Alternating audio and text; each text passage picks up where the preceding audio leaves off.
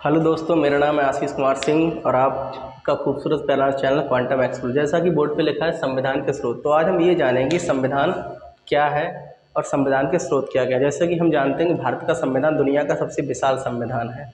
भारत के संविधान को जब बनाया गया उस समय कई सारे संविधानों का के अध्ययन करके भारत के संविधान को बनाया गया। तो आज हम कुछ महत्वपूर्ण देश जानेंगे और उनसे क्या क्या लिया गया है संविधान में, उनके बारे में चर्चा करेंगे। जैसा कि बोर्ड पे लिखा हुआ है, सबसे पहले यूएसए मतलब अमेरिका, संयुक्त राज्य अमेरिका। संयुक्त राज्य अमेरिका एक ऐसा देश है जहां मौलिक अधिकार और स्वतंत्रता बहुत ज़्यादा है।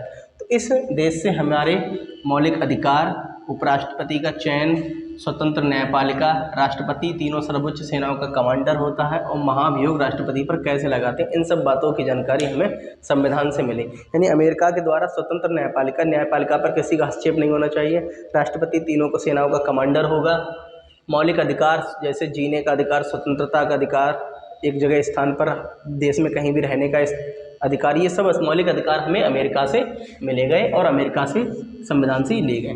दूसरे नंबर पर आता है ब्रिटेन के हम गुलाम थे उस समय पे, तो बहुत सारे जो आर्टिकल्स थे वो ब्रिटेन से ही लिए गए, लेकिन मुख्य आर्टिकल में हमने ब्रिटेन द्वारा एकल नागरिकता, न्यायालय में रिट और विधि निर्माण की प्रक्रिया, यानी हमने ब्रिटेन के द्वारा ये लिया कि सब, जैसे अमेरिका एक देश ऐसा है जहां राज्य की नागरिकता अधिक है और देश की नागरिकता अधिक है, लेकिन भारत में ऐसा कुछ नहीं। भारत एक ऐसा देश है जहां पर सिर्फ एकल ही नागरिकता है, यानी राज्य विशेष की कोई नागरिकता नहीं है। ये सब बातें हमने ब्रिटेन से एकत्र की। तीसरे नंबर पे आता है आयरलैंड से हमने जो राष्ट्रपति कुछ राज्यसभा में अपनी तरफ से राज्यसभा सदस्यों को मनोनीत करता है, ये जानकारी हमने आयरलैंड से ली। प्लस DPFC यानी नीति निर्देशक तत्व वे तत्व होते हैं जो राज्य के विकास के लिए सहायक होते हैं, राज्य को ये निर्देश देते हैं कि आपको ये काम करना चाहिए राज्य की जनता के लिए। ये सभी जितने भी अधिकार हैं ये हमने आयरलैंड के संविधान से लिए।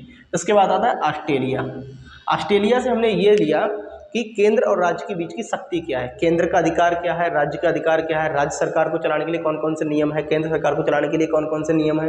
प्लस इससे हमने ये प्राप्त किया समवर्ती सूची, यानी राज्य के अधिकार कौन कौन से हैं, राज्य किन किन अधिकारों का प्रयोग कर सकता है, ये सभी, यानी राज्य और केंद्र के बीच शक्ति का बंटवारा हमने ऑस्ट्रेलिया के संविधान से लिए। इसके बाद आता है जर्मनी का नाम आते ही हमें ध्यान आता है कि हिटलर एक ऐसा तानाशाह था जिसने पूरी दुनिया में आतंक मचाया था। तो हमें इससे पता चलता है कि आपातकाल, हिटलर नाम से हमें आपातकाल शब्द की याद आती है, तो जर्मनी के संविधान से हमने आपातकाल लिया।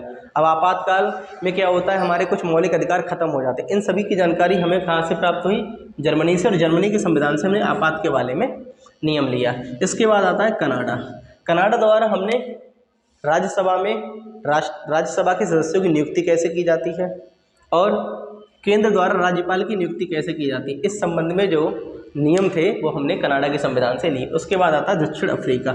हम जानते हैं भारत का संविधान सबसे कठोर और लचीला संविधान है, इसमें कई विधेयकों द्वारा अब तक संशोधन हो चुका है। तो संशोधन की प्रक्रिया है, जैसे आर्टिकल 360 भी कहते हैं, संशोधन की प्रक्रिया है, ये हमने दक्षिण अफ्रीका के संविधान से ली है। इसके बाद आता है रूस एक बहुत बड़ा देश है क्षेत्रफल की दृष्टि से। रूस के द्वारा हमने दो बातें ली हैं। सबसे पहली चीज़ मौलिक कर्तव्य, एक व्यक्ति के कर्तव्य क्या होने चाहिए देश के, जैसे राष्ट्रीय प्रतीकों को सम्मान करना चाहिए, राष्ट्र ध्वज का सम्मान करना चाहिए, राष्ट्र की जो संपदा है उसका अक्षुण्ण रखना चाहिए, उसको नष्ट नहीं करना चाहिए, और योजना आयोग की कौन कौन सी पॉलिसियाँ कब निकालनी चाहिए, इस बारे में जानकारी हमने रूस से प्राप्त की। इसके बाद आता है फ्रांस के द्वारा हमने दो बातों का अध्ययन किया। सबसे पहला अध्यादेश, जब कोई संसद का सत्र नहीं चल रहा है उस समय अध्यादेश लगाकर कोई भी कानून बनाए कैसे, और दूसरी बात थी गणतांत्रिक व्यवस्था, यानी हमारा देश एक लोकतांत्रिक देश है, यहाँ पर कोई वंशानुगत राजा नहीं हो सकता। दूसरी चीज़ है यहाँ पर जनता के चुने हुए प्रतिनिधि ही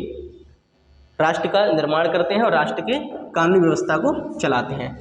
इतने जो मुख्य महत्वपूर्ण से इनके बारे में हमने प्राप्त किया कि इन देशों से हमने अपने कानून के अध्ययन किया और अपने संविधान के कानूनों में इन्हें अंगीकृत किया। अगली वीडियो में देखेंगे भारत के संविधान के महत्वपूर्ण आर्टिकल। धन्यवाद।